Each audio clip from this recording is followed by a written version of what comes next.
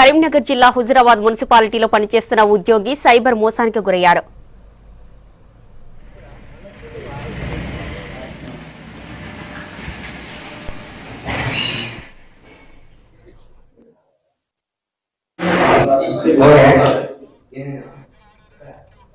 కరీంనగర్ జిల్లా హుజురాబాద్ మున్సిపాలిటీలో పనిచేస్తున్న ఉద్యోగి సైబర్ మోసానికి గురయ్యారు. ఏల్పుల బాబు ఫోన్ యోనో యాప్ కి ఓ లింక్ వచ్చింది. వెంటనే దాని లింక్ ఓపెన్ చేయడంతో ఓటీపీ వచ్చింది.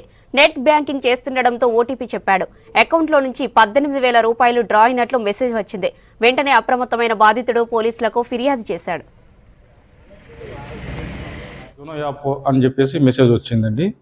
మెసేజ్ వస్తే ఆ మెసేజ్ నేను నెట్ బ్యాంకింగ్ యూజ్ చేస్తాను కాబట్టి ఆ యోనో యాప్ అదే బ్యాంక్ వాళ్ళు పంపించారనుకుని నేను క్లిక్ చేశాను. క్లిక్ చేస్తే డైరెక్ట్గా నెట్ బ్యాంకింగ్ ఓపెన్ అయింది. ఓపెన్ అయినములే అది ఓటీపీ అడిగారు. నేను నెట్ బ్యాంకింగ్ ఎలాగో రోజు యూజ్ చేస్తాను కాబట్టి అలవాటు కొద్దీ నేను ఓటీపీ ఇచ్చాను. ఇచ్చిన వెంటనే నా అకౌంట్లో ఉన్న మొన్న 6వ తారీఖు నాడే మా జీతాలు వచ్చినాయి గవర్నమెంట్ ఎంప్లాయీకి.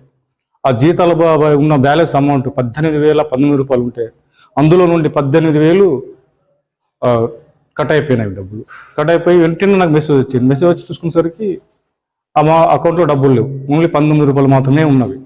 సైబర్ క్రైమ్ వాళ్ళకి ఫిర్యాదు చేశాను. సైబర్ క్రైమ్ వాళ్ళు ఇచ్చిన సూచన ప్రకారం మళ్ళీ నేను బ్యాంకులో కూడా కంప్లైంట్ చేశాను.